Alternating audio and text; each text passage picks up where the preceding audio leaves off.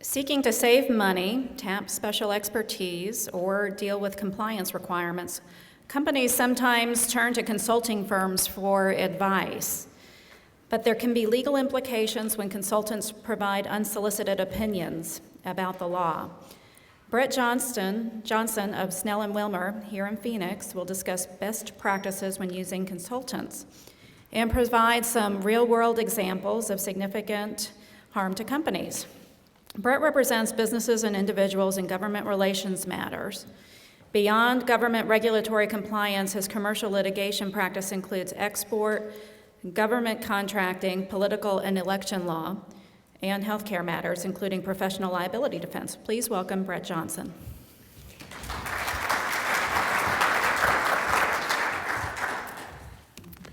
Good morning. So this is not the typical presentation in regard to consultants versus attorneys and basically them taking our business. This is really a conversation and a presentation in regard to the perils of using a consultant based off of real-world experiences. When Joel Hoxie asked me to do this presentation, I was actually in the middle of a deposition where this really came to light to me, and it was an immediate that we need to do a presentation on it to alert the legal community as well as our client base. There are obviously real reasons why to use consultants in regard to legal matters. There's expertise that lawyers just don't have. Several of our presentations today have discussed exactly why you might need a consultant. Obviously, there's importance of the experience. People want to have that experience and are paying for that experience, especially if senior management has a contact that they have had a relationship with in many years over previous cases. They feel more comfortable having that experience on your side, regardless of the trial attorney that is going to be representing them in the eventual case. But there's also obviously the accounting. As lawyers, many of us are not in the accounting business and cannot analyze that data in a perfect way, in addition to other technical, investigative, and communication crisis management. Public relations is not always the venue for lawyers. So many companies feel more comfortable hiring a professional that can make sure that their executives as well as their legal team look good on television. But at the end of the day, one of the major reasons that we hear often as to why we're not hiring a law firm to do an internal investigation that could or will lead to a governmental investigation or a trial is to save money. And that is a major issue that basically lawyers, that we have a responsibility to explain to our clients and the senior executives that we represent, to ensure that just saving a few dollars on this end will have serious and significant consequences for the future. And this will tell you why. One of my practice areas is international trade, and I've changed the facts for the purposes, but this is actually based off of a real memo that was presented during a deposition by a consultant to the CEO. So CEO from A1 Consultant, because they're all A1 of course, is the Iranian transaction.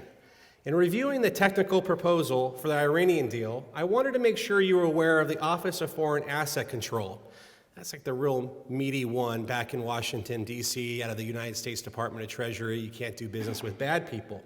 Strictly regulates sales to the Iranian government. Bad government. I have reviewed the USML and ITAR, that's the military side of the world, and the EAR, that's the commercial side, and the aerospace items, i.e. the missile parts, that are subject to the proposal are likely covered by those regulations and related laws. If you continue with the transaction, it's possible you'll be heavily fined and could even go to jail. Just thought you should know. By the way, did you get my invoice yet? I'll always love that at the bottom of a memo. So in the consequence, in this hypothetical, that consultant was not hired to do an analysis of the law. The consultant was hired to do a review of the proposal, whether or not the technical deal made the technical prescriptions of the RFP. Now, informally, could the consultants say to the lawyer or to in-house counsel, there might be some other concerns, etc. But in this case, the consultant on their own took it upon themselves to give legal advice. And courts across the nation would never consider this as legal advice. And we'll talk about some of the issues right now. First is the ethical issues. As lawyers, we obviously have an ethical obligation not to allow people to practice law. But consultants are doing that every day. They're analyzing regulations, they're giving advice as to those regulations, and even the completion of the forms. But you cannot obviously allow a non-lawyer to practice law, especially when they're not being supervised by a lawyer. So I just gave the Arizona Supreme Court rule, and as lawyers do, we make sure we have a monopoly on the entire area here. But the one thing that differentiates us from other professional groups, such as accountants or investigators, is that, of course, as lawyers, we make sure that it's put into law that consultants can't be acting in our area. So it's an unethical as well as illegal practice to allow non-lawyers to practice law. But more important for me is obviously the privilege issue. As we talked about in that memo, there was no lawyer who was on the copy two. It was not directed to a legal counsel. It was directed directly to the CEO. And in that context, there is no privilege. So as lawyers, and I'm getting your 20 minutes of ethics here, by the way, there is the attorney-client privilege and there is the attorney-work product. Now, for these issues is that we always have to keep in mind is the Upjohn warnings, and we've talked about that in several of the presentations today. Upjohn was a Foreign Corrupt Practices case, and basically it allowed lawyers to not only be advising the C-suite, but it allowed them to go out and do investigations throughout the company and to have that relationship with individual employees. So it really expanded the attorney-client privilege for businesses and corporations. As a second one is the attorney-work product privilege. Now, our transactional friends always want to use this also, but this is really the purview of litigators, of trial attorneys. And the transactional attorneys all the time forget about this fact. And at the end it says, litigation must not be hypothetical. You must be planning for litigation. Courts have said this over and over again. And it can be pierced, even if it's in purposes of litigation, if there's substantial justification. Now, I guarantee you, as all trial attorneys, I can substantially justify anything. So that makes sense that you can't always rely on the attorney work product to protect an investigation or documents or necessarily advice, especially if it's not coming from the lawyer. So duties to the client. This is something that consultants also do not have. We try to insert it into the contracts or the retention agreement for the consultants, but reality is there is no confidentiality despite the NDA, and as good trial attorneys, we all know how we feel about NDAs. The duty of loyalty outside of the contract, does not exist. There's not a tort for consultants as there are for professionals. The conflict of interest, of course, consultants usually run conflicts of interest, but there's no real prohibition on them representing your competition. And finally, on the duty of communication, all of their communication is not privileged. Now, according to the Massachusetts Supreme Court, there are times when an attorney is acting as a consultant, and we see that every day, especially in the big accounting firms. They're lawyers and they're an accountant. But they sell their services as if we can do the investigation or we can assist in trial preparation. But in reality, it's whether or not what role they're playing as to whether or not they're being an attorney or they being a consultant. And a lot of attorneys have realized that there's more money to be made as a consultant than having the burdens of being an attorney. So what the Massachusetts Supreme Court evaluates is whether or not the client was actually seeking legal advice. Is other outside counsel involved? Is that attorney licensed in the state? Is there ethical or legal to perform the function that the consultant is performing? Are they only providing legal advice? And for those consultants that are on teams, are the non-attorneys actually subordinate to the lawyer? That's a very detailed, specified list of information as to whether or not the attorney, who's not part of a law firm but is actually part of a consulting firm or an accounting firm, is actually providing you legal services and whether or not it's being privileged. So again, these are all good reasons to hire a consultant. But we have to be careful as to the derivative, what's called the derivative attorney-client privilege. And this is a case, the big major case is called Koval, and this was an IRS agent who was assisting an attorney in a complicated tax fact pattern. As part of it, the government sought the former IRS agent's work product. Instead of giving up the information, the IRS agent refused, was found in contempt by court, and was serving 1 year in jail as it went up on appeal. But the major issue that the court determined in overturning that conviction was whether or not they were assisting the attorney, providing that translation service. And that's a major factor that clients sometimes fail to appreciate. They are wanting to use the consultant to get that direct information to the business people and not necessarily for purposes of the litigation. So again, if it's to advise advice from the consultant, there's not going to be the privilege. And just by having the attorney act as a pass-through does not provide that protection. So this is where a Koval gets a little bit more narrow.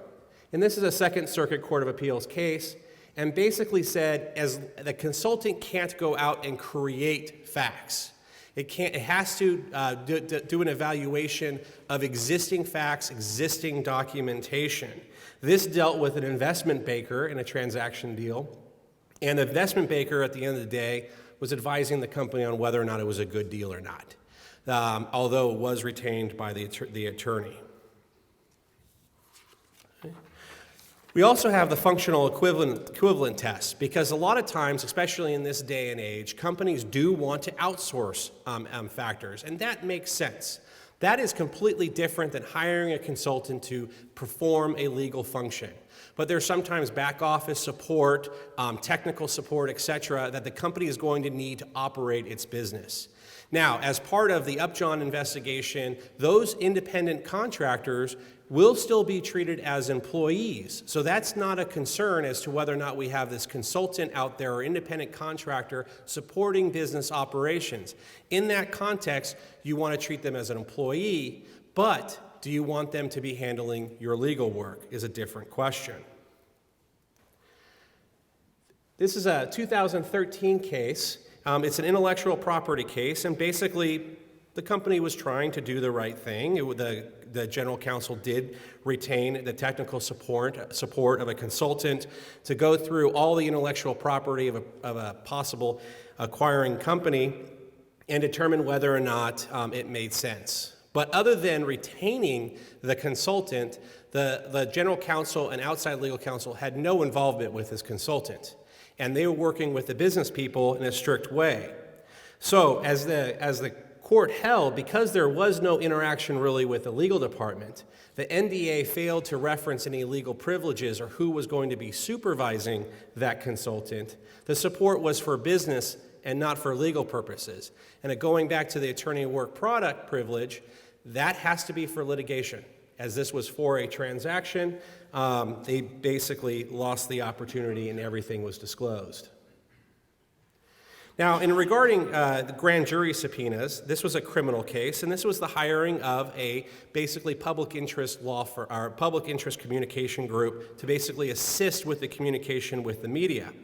It made perfect sense because the lawyers knew that because it was a high-profile target case, the jury pool could and would be tainted. So the messaging from the company and the messaging from the law firm not only needed to be consistent, it needed to be in furtherance of the potential litigation coming forward. So in this case, although the grand jury subpoena was seeking all of the communication with the media consultant, the court properly ruled that basically they were supporting the law firm. They were supporting the efforts of the lawyers in pursuing litigation and ensuring that their clients' interests were protected. This was the most scary of the recent cases, and this is Barco versus Halliburton. And basically, this dealt with a False Claims Act issue coming out of Iraq. Of course, in good lawyer fashion, rather than the lawyer going themselves to Iraq, they sent the consultants.